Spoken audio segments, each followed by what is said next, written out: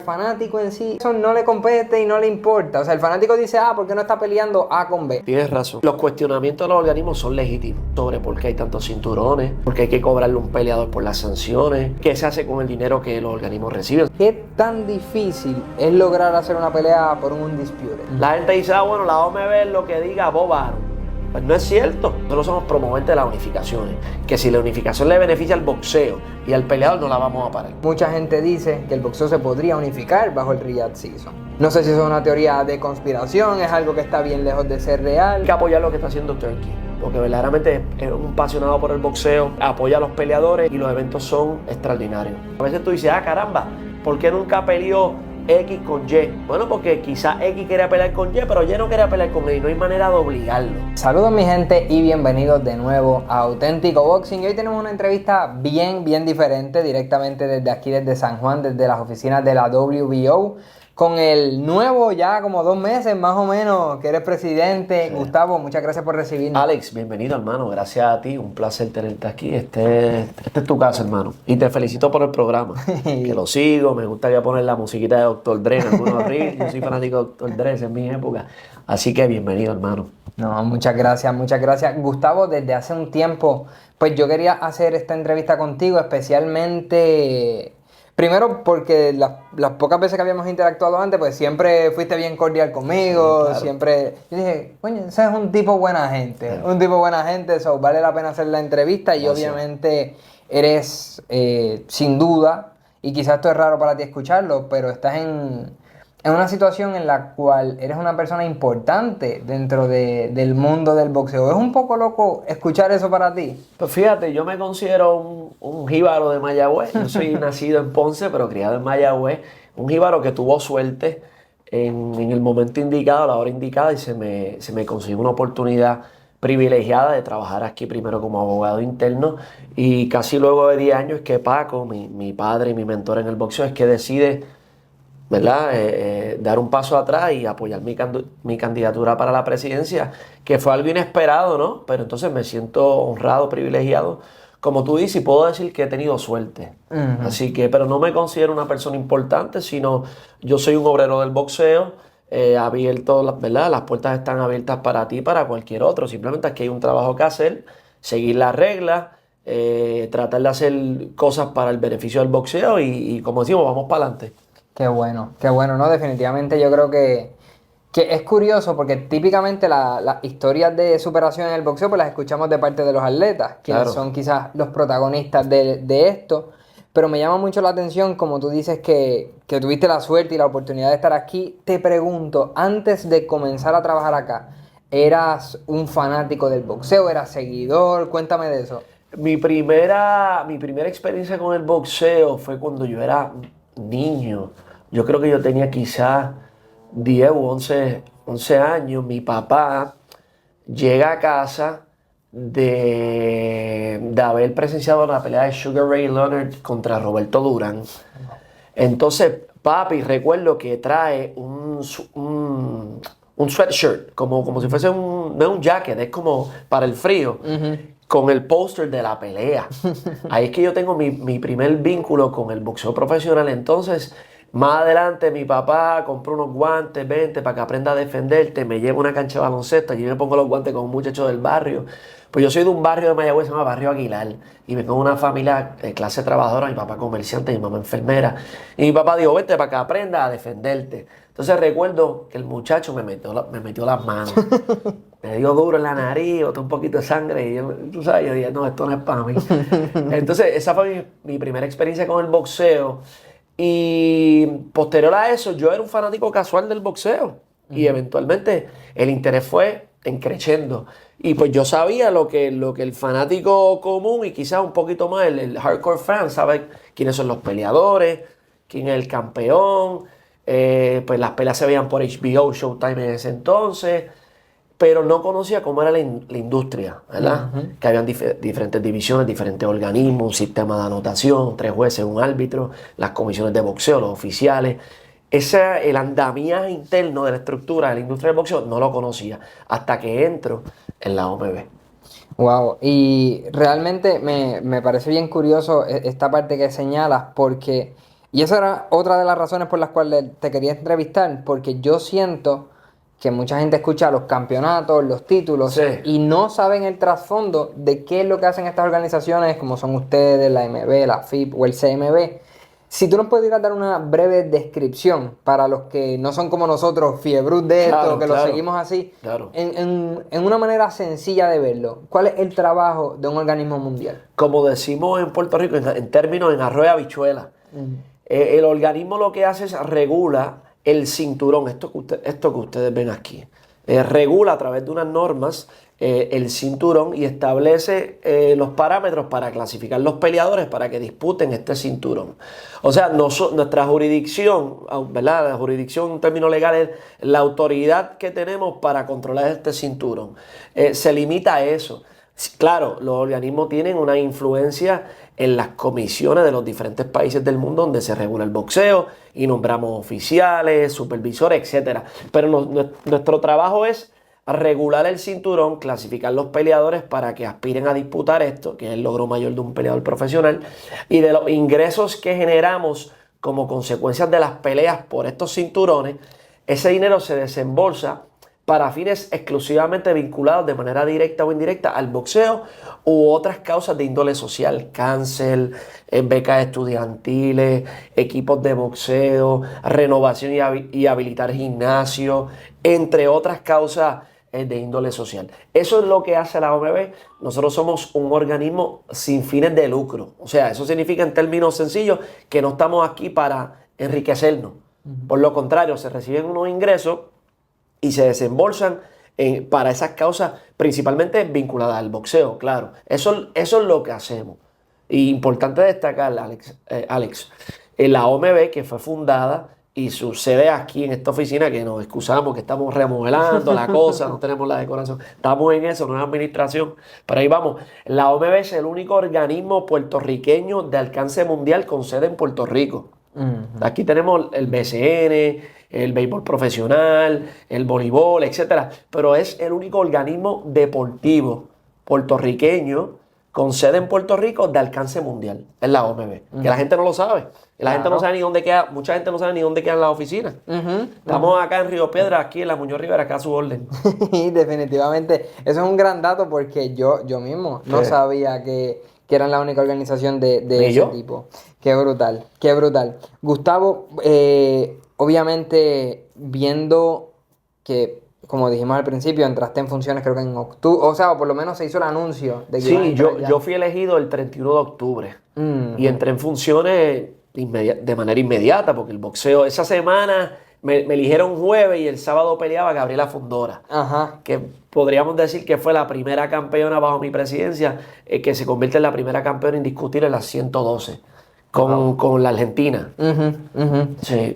Entonces, vemos que obviamente llega a ese puesto y no sustituyes a cualquier persona. En el sentido de que Paco, yo he conocido a Paco de hola, todo bien, así nunca he tenido la oportunidad de conversar con él, pero sé de años, desde que yo soy un niño que empecé a seguir el deporte, que es uno de esos nombres que aunque no es boxeador, su nombre sí es relevante en el boxeo y gente y fanáticos casuales del boxeo incluso conocen ese nombre. El hecho de que a esa es la persona que quizás te dio tu mentoría, pero que ahora quizás estás asumiendo el rol que él tuvo durante tantos años, ¿se siente alguna presión? Claro que se siente porque yo diría, ¿verdad?, que Paco Valcárcel, mi padre y mi mentor en el boxeo, es quizás de las personas más conocedoras de la industria, en múltiples facetas. Hay que destacar que Paco entra al boxeo y llegó a ser promotor, llegó a ser abogado de Wilfredo Gómez, llegó a ser presidente de la Comisión de Boxeo y presidente de un organismo. O sea que siempre tuvo roles protagónicos en diferentes facetas del boxeo, o sea que conoce ese mundo. Que para mí ha sido una bendición ser pupilo de él, porque, como decimos, ha jugado todas las bases. Entonces yo he estado durante casi 10 años, día a día con él, viajando el mundo 24/7, para arriba y para abajo, como una esponja, absorbiendo todo ese conocimiento. Y de hecho todavía Ayer estuve con él y te estaba mencionando antes de comenzar que fuimos parecidos y veníamos en el camino hablando, Paco, tengo esta situación, ¿cómo debo manejarlo? Y él me va llevando, ¿verdad? Y eso es una ventaja, una bendición y una ventaja que yo tengo, que la estoy aprovechando al máximo, porque la analogía que yo he usado a esa pregunta que me la han formulado muchas personas, Paco es ese bateador que sabe ya cuál lanzamiento viene por ahí. Si es una curva, si es una recta, si es un change-up, si es un knuckle, y te puede decir, por ahí viene esta bola. Entonces ya yo he tenido varias instancias que me surgen controversias, principalmente controversias legales, que yo tengo también una ventaja, como soy abogado, postulante, tengo mi experiencia, que también Paco es abogado también. Pues esas controversias legales, pues yo tengo quizás la preparación académica y profesional para quizás entender o comprender la particularidad de la controversia, pero quizás con el insumo de Paco y su experiencia el scope de ese análisis es un poquito más amplio. Y él me puede decir, Gustavo, tienes esta alternativa, te puedes ir por aquí, te puedes ir por allá. Y yo recibo todo ese insumo de Paco y tomo mi determinación. O sea que ha sido una bendición, mano. Claro, no, me imagino que sí, porque yo creo que... Y quiero hablar un poquito de eso. Yo creo que... Pero Mira, el peso está ahí. sí. Porque, o sea, yo asumí una presidencia, o sea, llenar los zapatos de él es bien cuesta arriba. Y o sea, y yo estoy cogiendo la bebé con la chiringa volá. Como decimos en términos, para los que no conocen ese término, ya el muñeco montado. Oye, la gente podrá decir, bueno, así cualquiera. Bueno, pero esas fueron mis circunstancias. Claro. Ahora yo tengo que, con lo que sirve, continuarlo, ¿verdad? If it ain't broke, why fix it? Ese es el término norteamericano.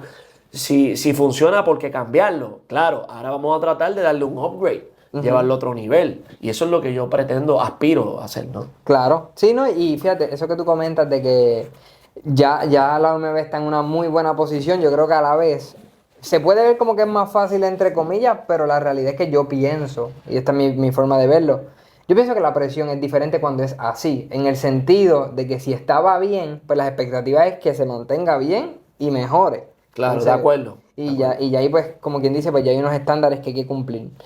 Gustavo, la realidad es que otro tema importante para mí es el hecho de que yo siento que los organismos muchas veces son juzgados de mala manera. Y obviamente yo creo que es normal, es natural que obviamente los fanáticos tengan sus exigencias, Claro. los promotores, los boxeadores. Pero ¿hay algún misconception, como dicen en inglés, algún punto de vista que tenga la fanaticada en general o algo que se repite mucho, que la gente no entiende de los organismos y le da características que no tienen realidad? Yo coincido contigo, ¿verdad? Los cuestionamientos de los organismos son legítimos, ¿verdad? Y uno tratando de ser objetivo porque yo presido un organismo, pero los cuestionamientos de los fanáticos sobre por qué hay tantos cinturones, por qué hay que cobrarle a un peleador por las sanciones, qué se hace con el dinero que los organismos reciben, son cuestionamientos legítimos. Los organismos, en el caso, yo puedo hablar por lo menos en el caso de la OMB. Aquí todos los ingresos que se derivan de las peleas que nosotros avalamos por este cinturón, como había mencionado previamente, se usan exclusivamente para beneficio del boxeo y las causas de índole social. Nosotros somos completamente transparentes. Toda nuestra documentación pertinente a los ingresos se radica en la Comisión Federal de Comercio de los Estados Unidos, que se conoce como el Federal Trade Commission por legislación federal. Antes de acabarse el primer mes del año, enero, nosotros tenemos que reportar los ingresos, nuestra constitución, los estatutos, las reglas, las clasificaciones, quiénes son los miembros, su información personal de contacto, nuestras planillas, todo ese tipo de cosas para tener transparencia absoluta. También le notificamos esa misma documentación a todas las comisiones de boxeo en los Estados Unidos.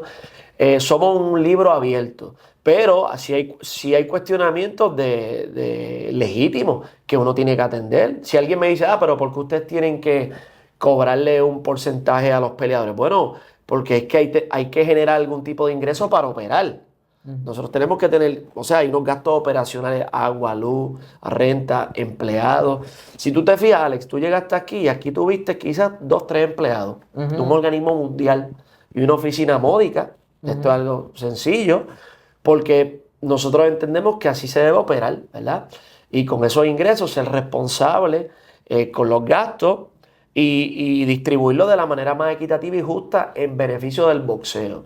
Pero los cuestionamientos son legítimos y el fanático y la industria del boxeo tiene el derecho de hacerlo. Claro. Y debería hacerlo, en mi opinión. Y nosotros tenemos que responder a ello porque nosotros nos debemos al boxeo. Y si no hay fanáticos, si no hay peleadores, no hay industria. Y nos debemos a ellos y a los fanáticos. O sea que hay que hacer las cosas bien. Definitivo. Sí, yo creo que sí.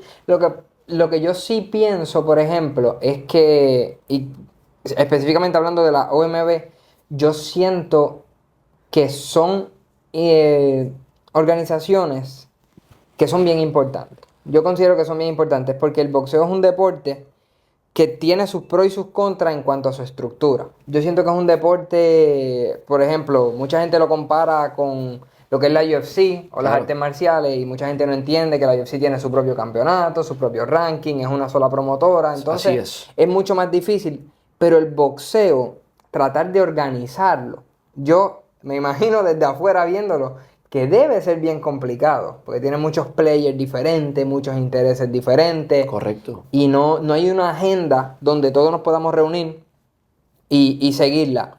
Considerando todo eso, Gustavo, ¿qué tú opinas que pueden hacer los organismos, tanto ustedes como los otros organismos, para hacer que el deporte siga creciendo? Porque vamos a ser honestos, quizás nosotros que seguimos esto, entendemos que hay negociaciones, que hay managers, que hay promotores, que hay mil cosas, pero al fanático en sí, al final del día eso no le compete y no le importa. O sea, el fanático dice, ¿por qué no está peleando A con B? Él no sabe el trasfondo. Claro, tienes razón. Pero, ¿qué se puede hacer para que estas cosas se den y el fanático pues salga beneficiado de ver los combates que quiere ver? Bueno, recuerda que nuestra facultad sobre los peleadores, los otros cinturones, es limitada, ¿no? Claro. Como tú bien mencionas, no hay una industria, o sea, la industria del boxeo no tiene como un andamiaje centralizado, como si fuese una liga, contrario a Major League Baseball, Major League National Basketball League, NFL, etcétera, la UFC, una sola sombrilla. Eso en el boxeo no existe y veo poco probable que vaya a pasar por los múltiples conflictos que tú mencionas. Tenemos diferentes plataformas que están aliadas con diferentes promotores que tienen contratos de exclusividad con esas plataformas o con ciertos peleadores.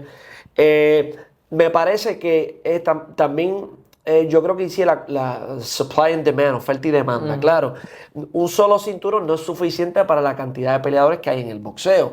En el UFC, pues, tienen la ventaja de que la ley federal no es extensiva al UFC.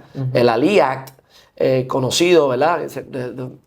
Primero es Professional Boxing Safety Act del 96, que establecía los parámetros de seguridad en el boxeo profesional, y después le enmiendan al Muhammad Ali Boxing Act, que establece los conflictos de intereses, por la cuestión de Don King, las mandatorias, la cosa.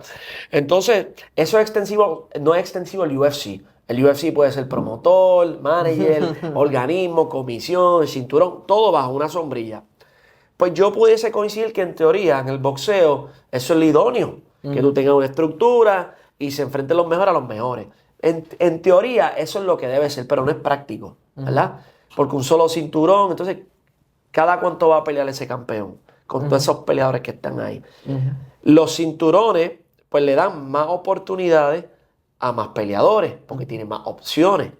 Ese es por lo menos mi punto de vista. ¿Qué podemos hacer los organismos? Pues fomentar que se den las unificaciones para desarrollar para que tengamos un solo campeón por división. Que eso es lo que dice el fanático. Pero ¿cuál es el campeón? Pero, ¿cuál es? Pero yo no sé, etcétera. Si podemos lograr que haya un solo campeón y los organismos ponerse de acuerdo de que quizás, esto se ha discutido ayer, nos hemos reunido los presidentes y yo cuando era abogado me reunía con Paco para ver la dinámica y aprender. Se establecieron unos acuerdos para tener una mandatoria unificada. Brutal. Cuando tenemos un organismo, cuando tenemos un campeón, perdóname, que es campeón de los 4 organismos reconocidos, pues se había acordado tener un retador mandatorio para los 4 y evitar que tú tengas que hacer una mandatoria, 2 mandatorias, 3, 4 de cada organismo. Y así tú tenés un solo campeón, un solo retador unificado y una sola mandatoria que cubre los 4 y le da flexibilidad al campeón a hacer las peleas que él quiera hacer, como el Canelo, Crawford, Inoue, Amanda Serrano. Eso es lo que podemos hacer. Además de eso, buscar crear algunos conceptos o ideas innovadoras que beneficien al peleador de manera directa. Porque la gente dice, bueno, pero el cinturón lo clasifica, se gana el cinturón y ya, ¿qué más? Yo soy de los que hay que contemplar algún programa de retiro, educación financiera para el peleador, crearle otras plataformas o otros mecanismos de ingreso que no dependan de las peleas. Como tú sabes, Alex, si el peleador no pelea, no genera ingresos. Pero, por otro lado, no todos van a ser Crawford, ni Canelo, Amanda, Inoue, Teofimo, que generan grandes bolsas. Hay peleadores que el cinturón regional es su máximo logro. Y quizás el cinturón regional le pueda generar unos ingresos de mercadeo en los trunks, en los pantalones, que tú sabes que aquí en Puerto Rico los peleadores que si en la farmacia la auspicia, el de la comunidad, la panadería, la gomera, y esos son fuentes de ingresos que no dependen de su pelea. Claro, tiene que pelear para generar su bolsa, pero son mecanismos o fuentes de ingresos, es decir, adicionales a la pelea. Los organismos pueden hacer eso. Yo creo que los organismos ya tenemos que hacer más que simplemente clasificar a un peleador, ponerle un cinturón, invitarle a un evento, entregarle un bulto o ayudarle a un gimnasio. Algo que lo impacte de manera más directa a él. Y que eventualmente, por ejemplo, un fondo de inversión también. Que si el peleador paga el 3%, pues que pague el 2%. Yo, de ese 1, yo lo cojo, lo pongo en una cuenta de inversiones, genere ingresos hasta que interese, hasta que él se retire, después se lo entrego y tú dispones de él como tú quieras. Eso tiene unas implicaciones también, hay que ver legales, pero ponderar todo eso y considerar su implementación. Claro, claro. Sí, es como tú dices, esto es un rompecabezas gigante que para montar algo, o sea, es complicado. Es complicado, sí. Y en base a eso, yo no sé, obviamente, sé que acabas de asumir la presidencia, no sé qué tanta experiencia has tenido en esto, pero yo siempre me he preguntado, ¿qué tan difícil es lograr hacer una pelea por un undisputed? Como que coordinar con los otros organismos, de los que nos puedes contar más o menos. Es bien complicado por los múltiples conflictos que existen, porque recuerda, Alex, estamos hablando de 4 organismos, que los 4 tienen sus respectivas reglas, aunque coinciden en lo general, hay unas variaciones y hay unos compromisos, porque cada organismo tiene unos vínculos promocionales con sus respectivos promotores. La gente dice, bueno, la OMB es lo que diga Bob Arum. Pues no es cierto. A Bob Arum se le dice que sí, se le dice que no también. Pero hay unas relaciones cercanas de años de negocio y que se han sido fructíferas porque cambiarlas. ¿Entiendes? La gente dice, WBO, what Bob orders. Pero yo le digo a la gente, vengan acá a la OMB, las puertas están abiertas, chequeamos todos los papeles y ustedes nos dicen si aquí las cosas no se hacen de manera transparente. Es como tú, Alex, que tú eres empresario. Si tú tienes una buena relación con un cliente, ¿por qué descartarla o terminar la relación? Hay una buena relación con Arum, hay una buena relación con el señor Honda, con Frank Warren por muchos años. Y pues entonces, ese es nosotros. Quizás la AMB tiene una relación más cercana con Heyman, el consejo la tiene con otros. Y cada organismo tiene unos compromisos con esos promotores. Entonces, al haber tantos conflictos de interés en el sentido no antiético, sino intereses conflictivos que chocan unos con otros, se hace difícil hacer un undisputed, pero como ahora los organismos, las relaciones son excelentes y ha habido un trend de hace unos años hacia el presente de tener un undisputed, que es lo que la gente quiere ver, pues ahora se hace mucho más fácil. Pero ciertamente hay unos hurdles, como se dice en inglés, unos peajes que hay que pasar. Claro, una etapa, unos traspiés para que eso se dé. Pero nosotros somos, por lo menos la OMB, y yo sé que la FIP también, el Consejo, y la AMB también, pero la OMB y las reglas así lo disponen, nosotros somos promoventes de las unificaciones. Que si la unificación le beneficia al boxeo y al peleador, no la vamos a parar. O sea que si la mandatoria tiene que esperar, que espere, porque hay que servir los mejores intereses del boxeo, que es las unificaciones, para tener un solo campeón. Claro, definitivamente sí. Yo creo que es lo más cercano. Cuando hay una unificación es cuando tenemos lo más cercano a ese campeón, como quien dice, legítimo de la división, el único. Yo estoy bien de acuerdo con eso. Y otra cosa, y perdona que te interrumpa. Sí, no te preocupes. Las unificaciones son acuerdos voluntarios. no obligatorio. Yo no puedo decirle al campeón de la FIB, pelea con el campeón de la OMB. No, ellos se ponen de acuerdo porque mis reglas, en la jurisdicción de mis reglas llega hasta un punto, hasta el campeón mío. Yo no tengo facultad reglamentaria sobre el campeón de otro organismo. O sea que son acuerdos voluntarios. A veces tú dices, caramba, ¿por qué nunca peleó X con Y? Bueno, porque quizás X quería pelear con Y, pero Y no quería pelear con él y no hay manera de obligarlo. Y eso es una cuestión legal, pero es así. Las unificaciones se dan cuando los peleadores quieren. Obviamente, y el dinero, money talks, claro, money talks. Claro, no, definitivamente. Hablando un poquito de eso de la parte del dinero.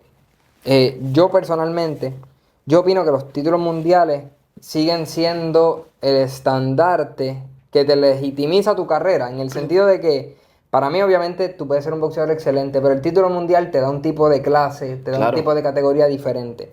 Sin embargo, debido a la misma situación del dinero, de las promociones, han salido nombres importantes que le restan importancia a lo que son los títulos mundiales y dice que se enfocan más en la parte económica. Desde tu punto de vista, ¿qué tú consideras de ese tipo de comentarios? ¿Cómo tú ves el título mundial versus irte exclusivamente por lo monetario todo el tiempo? Bueno, no culpo al peleador que hace esa expresión, porque ciertamente el peleador rinde un servicio profesional que es pelear a cambio de una compensación económica para llevar a su casa. Claro, eso lo puede decir un peleador después que ya está a ese nivel.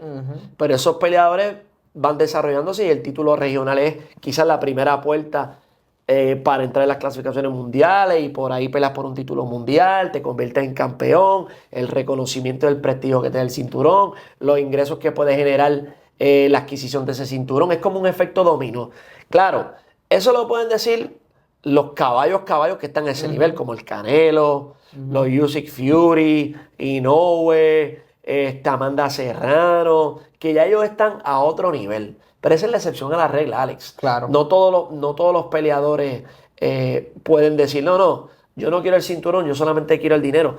Porque otro factor importante es que la televisión, ahora son los streaming networks, quieren tener el cinturón, porque le da, le brinda otro matiz al evento. Claro. No es lo mismo tú tener a Crawford peleando con Canelo, con todos los cinturones, que sin los cinturones, para el hype.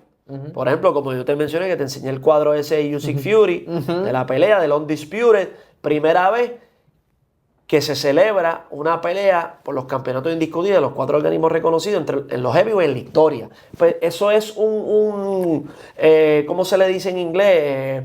Eso es como un hook para el gancho del mercadeo. Claro. O sea que son pocos los peleadores que pueden decir que no necesitan los cinturones para, ¿verdad?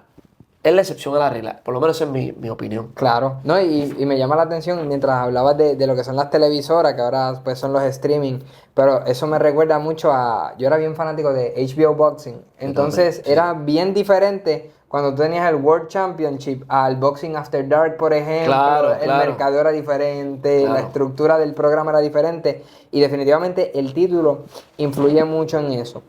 Gustavo, también hemos visto y hemos escuchado, incluso te comenté que ayer estaba escuchando unos podcasts de la WBO y estaban hablando, honestamente el peleador exacto no recuerdo, pero estaban hablando de que ese peleador en específico había sido leal al organismo como tal.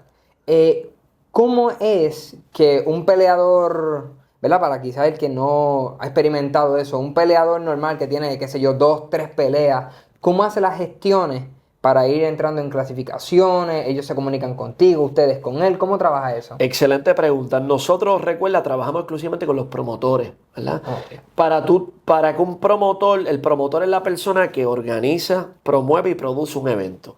El promotor tiene que tener una licencia para hacer el evento. Y esa licencia se la concede el Estado o la reserva indígena o el territorio donde se celebra el evento. Por ejemplo, un promotor en Puerto Rico, digamos Miguel Cotto Promotions. Miguel Cotto Promotions consigue toda la permisología para hacer eventos en Puerto Rico, la licenciatura con la Comisión de Boxeo para ser promotor y quiere hacer una pelea con el cinturón de la OMB.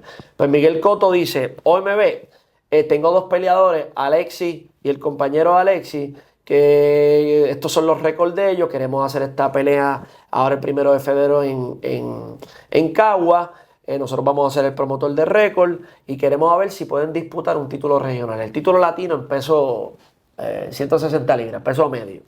Pues entonces, si es un promotor nuevo, el promotor tiene que llenar un formulario con su información, pagar un fee por una licencia de la OMB que le permite ser un promotor licenciado por la OMB para hacer peleas para la OMB y participar en una subasta si en algún momento hay una pelea de subasta. Entonces, él somete esa documentación, el récord de ustedes, paga la licenciatura. Entonces, eso pasa un filtro. Eso se recibe aquí en la oficina por correo electrónico mediante una carta. Entonces, si es un título latino, pues hay un comité latino de miembros de diferentes partes de Latinoamérica. Ese comité evalúa a los peleadores y determina si los peleadores cualifican para disputar el título latino. Tienen que ser peleadores latinos para disputar un título latino, no pueden ser de Asia. Entonces se evalúa eso y una vez el comité avala la pelea, la prueba, se le dice al promotor, mira promotor, aquí está la carta de aprobación, estos son los oficiales que se van a nombrar y este es el recibo por los servicios a pagarse por la pelea. El peleador, se celebra el evento, el peleador gana el cinturón y ya cuando un peleador gana un cinturón regional, por lo general se le clasifica en los primeros 15 del mundo de esa división. Eso es más o menos en términos generales como es el proceso. Ahora, si es un peleador, pues nosotros le decimos al peleador, mira, consíguete un promotor para que haga eso. O hay peleadores que son autopromotores, que no tienen un promotor grande, pues el mismo peleador se paga su pelea. Pues el peleador tiene que sacar una licencia de promotor y todo ese tipo de cosas. Y así es el procedimiento. Ahora, hay unas promotoras grandes, Frank Warren, Bob Arum, Heyman, el señor Honda, Golden Boy, Eddie Hearn. Pues ellos tienen ya su personal que nos escriben un correo electrónico, envían una carta, mira, tengo este peleador, quiero que me lo clasifique, envían unos argumentos por escrito. Por ejemplo, Alex Candelario, me parece que tú has visto, ¿verdad? Sí. Alex Candelario, peso medio, 15-0, viene de ganarle a un 2-0, una peladilla de asalto, el título latino. Nosotros entendemos que debe ocupar la posición número 12 a la luz de estos argumentos. 1, 2, 3, 4, 5.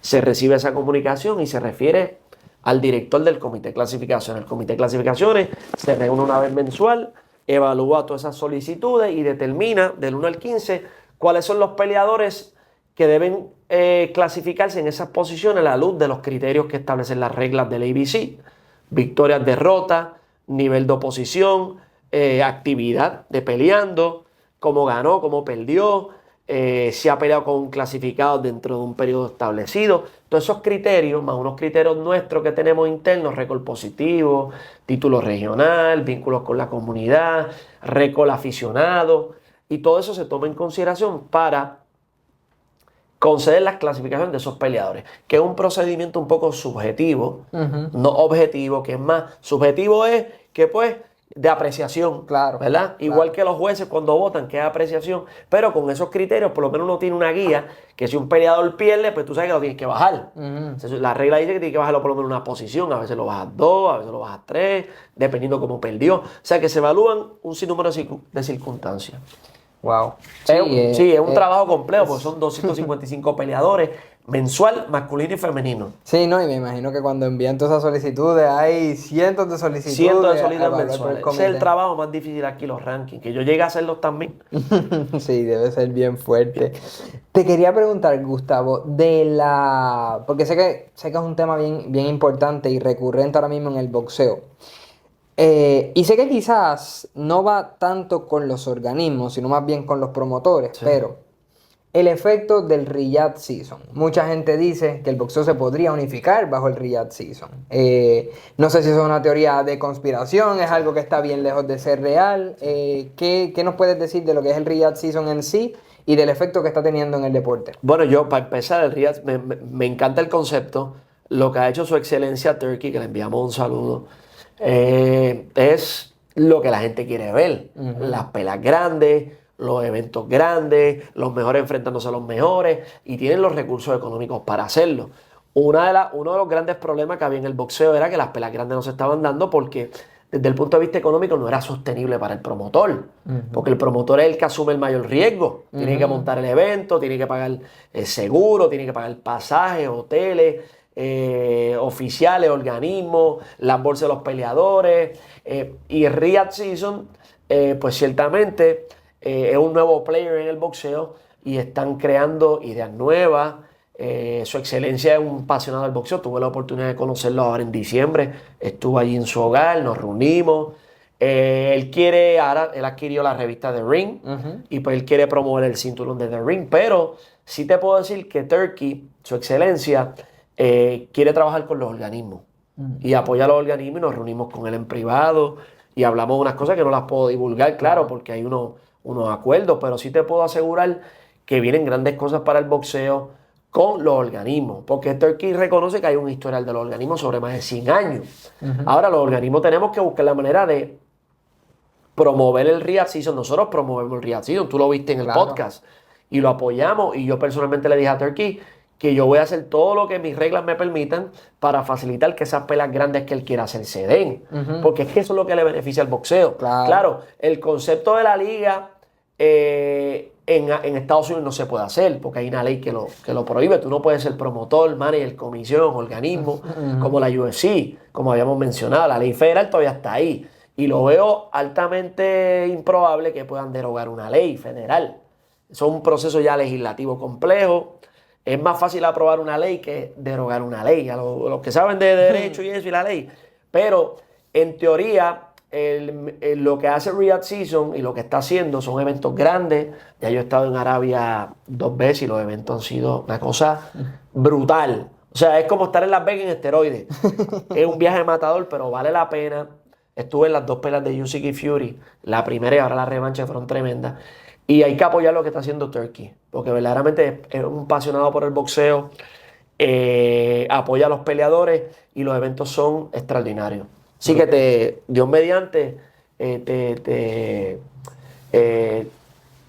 para que te des la vuelta por allá. Seguro, no, definitivamente es algo que te soy honesto, yo pienso que, como tú bien dices, hacía falta el que estas peleas se dieran.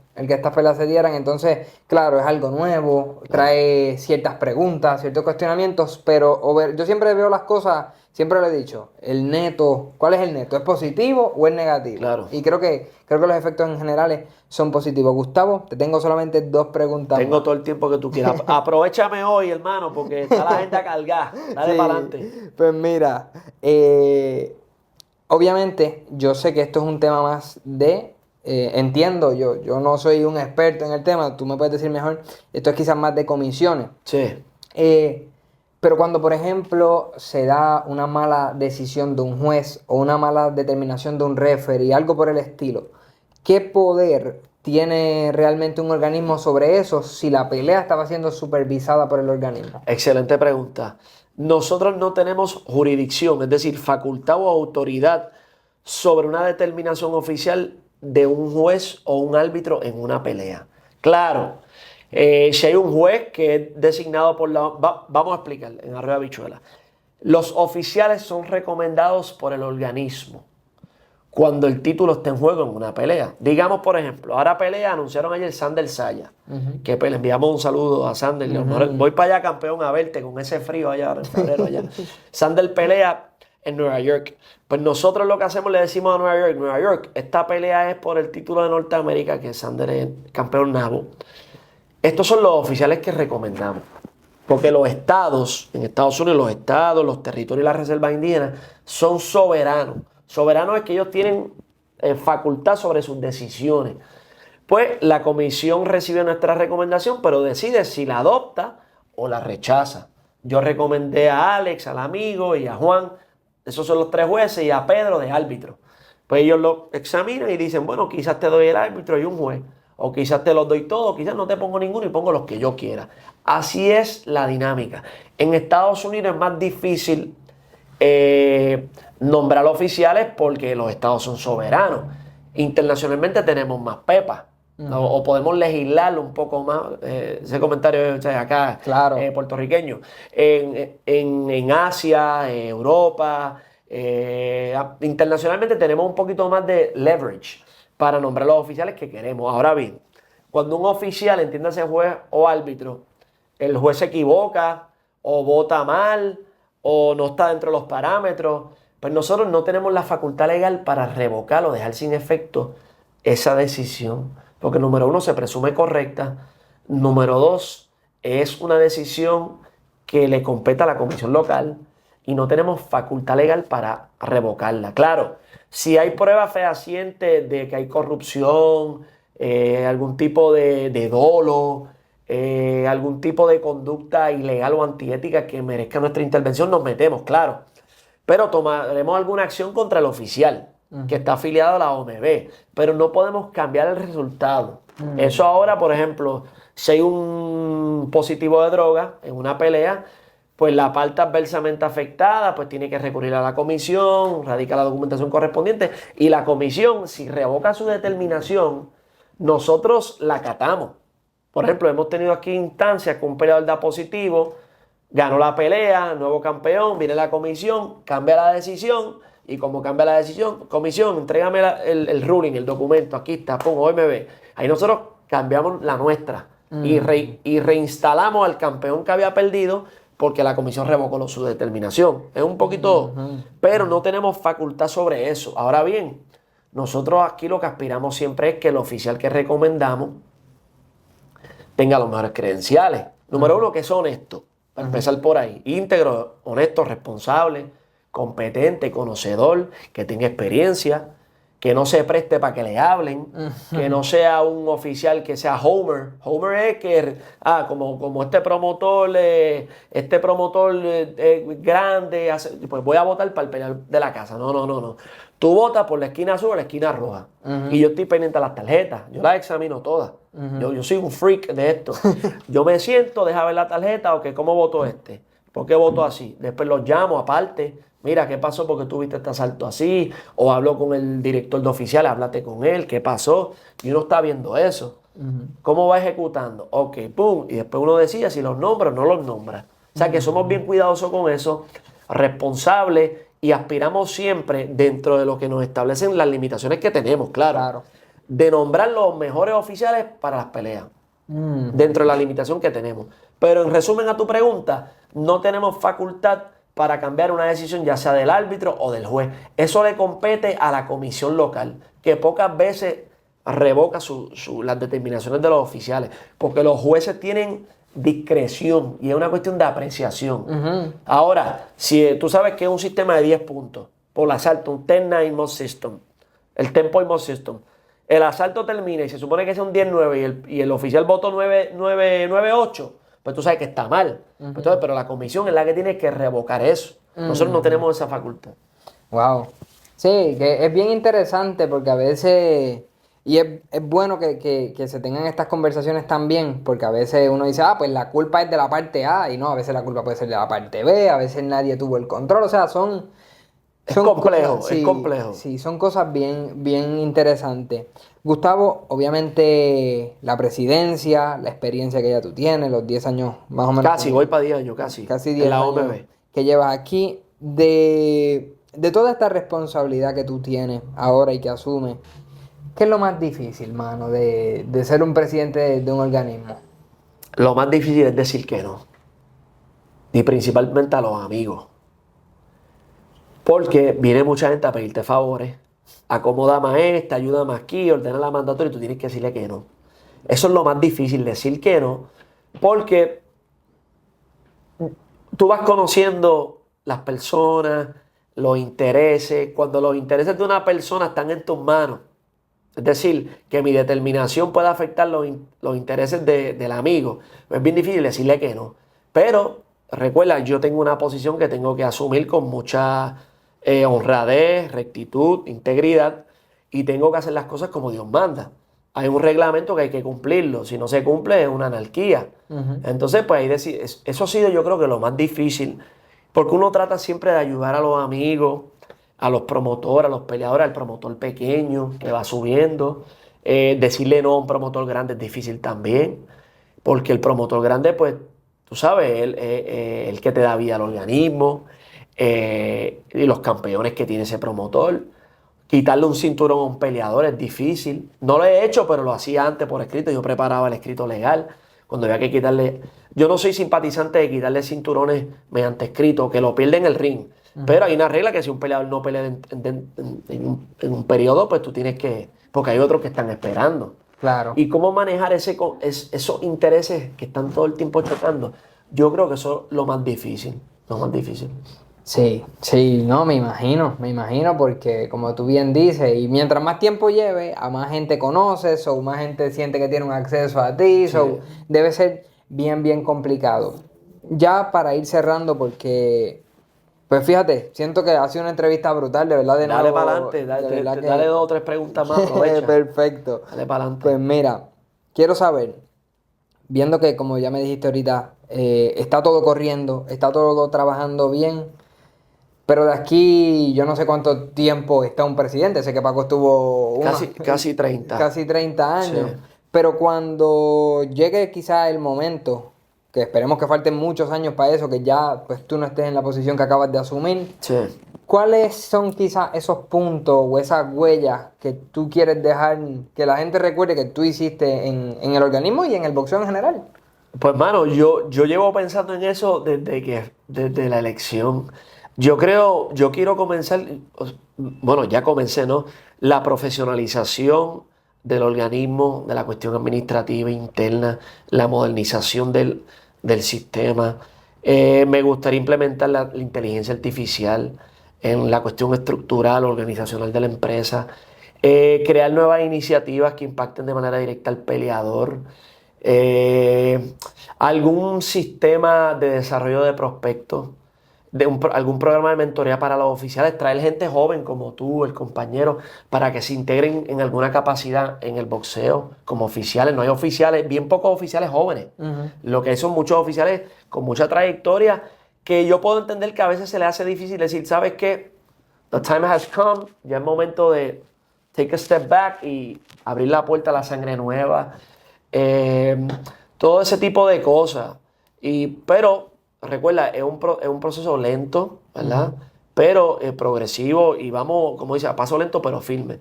Yo creo que eso es la huella que yo quiero ir dejando poco a poco. Crear mi propio estilo. eh, Buscar la manera. Yo siempre he sido simpatizante de un solo campeón por división. Reducir los interinatos. Quiero reducir los cinturones regionales también. Nosotros tenemos un cinturón que se llama Global, que no tiene sentido el nombre. Yo lo reconozco. Eso fue una determinación que se hizo en Panamá hace varios años, pero el comité votó y la democracia manda, ¿verdad? En los países democráticos y en las organizaciones democráticas como esta. Pero yo voy a tratar de cambiar el nombre del organismo o del cinturón, porque no tiene sentido, porque el campeonato mundial, the world, es un globo y el globo es un mundo, ¿verdad? Sí. No tiene sentido, pero eso es lo que hay. Vamos a tratar de cambiar el nombre. Quizás podríamos hacerle una adaptación de, como hay tanto ahora con el Medio Oriente, los Emiratos, quizás se pueda un título para esa región. Pero me gustaría también, buscar crear algún sistema de capacitación de oficiales un poquito más moderno. Cómo mejorar los seminarios, abrir las convenciones para el público en general, que no sean solamente miembros, que el fanático común pueda accesar a la convención y ver cómo es que funciona esto. La cuestión educacional, que el fanático conozca cómo es que opera un organismo, cómo es que se vota, cómo es que se seleccionan los jueces, cómo es que se determina cuando se para una... Porque el fanático común, Alex, tú eres un hardcore fan, tú sabes, pero mi papá no sabe qué es un sistema de 10 puntos, No. cómo se anota un asalto, porque el juez lo vio así. Me gustó la idea del turkey y yo lo había propuesto antes que el turkey lo anunciara. Mira qué cosa. Yo dije, caramba, picó adelante el turkey. Pero yo lo había discutido con Jorge Pérez, que me había entrevistado. Una de las cosas que me gustaría implementar como un prototipo aquí en Puerto Rico era lo de tener un juez artificial, AI, ponerlo ahí y tener como una comparable, a ver cómo el juez votaba. Claro, el juez no puede determinar si un golpe es efectivo o no. La cuestión del ring generalship, que es un criterio de anotación que es subjetivo. Pero quizás el juez de inteligencia artificial podría quizás rendir como un informe, un análisis de cómo los jueces... O sea, tener una comparable. Claro. Y ver y ver dónde hay que mejorar. Porque siempre hay espacio para mejorar con la cuestión de los jueces. Pero tengo un sinnúmero de ideas que quiero considerar e ir implementando poco a poco. Pero esa es la huella que quiero dejar y llevar el organismo a otro nivel. Qué bueno. Yo creo que es importante eso, porque yo siento que el boxeo, y lo he hablado con otras personas y en otros contenidos que hemos grabado, yo siento que hasta cierto punto el boxeo, y en mi opinión desde afuera, No, vuelvo y te claro, digo, claro, adelante. se ha tardado un poco en entrar en la tecnología en la que estamos, y no solamente, no me refiero solamente quizás a la parte administrativa o a la parte que se ha de anotar peleas, pero yo siento que hasta en términos promocionales muchas veces Sí, claro. llegamos un poquito tarde, siento yo, a muchos puntos. Y en referente a eso, de todo este tiempo que tú has formado parte de la WBO, que ha venido siguiendo también el deporte, ¿tú consideras que el boxeo hoy está en una mejor posición que cuando comenzaste? Sí. Definitivamente, claro. Y yo creo que el criterio para mí pensar sobre ese particular es las bolsas que generan los peleadores. Mientras mayor la bolsa, mejor está el negocio. Eso Porque sí. el peleador, o sea, el motivo ulterior del peleador es ganarse la mayor bolsa, la mayor compensación, por los riesgos inherentes que implica Claro. pelear, ¿no? Cuando tú ves que Usyk y Fury se están ganando millones de dólares, o sea, bolsa sin precedentes, Amanda Serrano, el Canelo, Crawford y Inoue, pues entonces el boxeo está en un buen momento. Claro, ahora pues con el Riyadh Season, que es un key player ahora a través de CELA, que es la entidad promocional, pues tienen mayores recursos. Mientras las bolsas sean mayores, mejor está el peleador y nos beneficiamos todos, los organismos, los promotores, los medios de comunicación, los managers, los asesores, los abogados, etcétera. Claro, no todos los peleadores van a generar esas bolsas. También tú necesitas el dancing partner correcto, ¿verdad?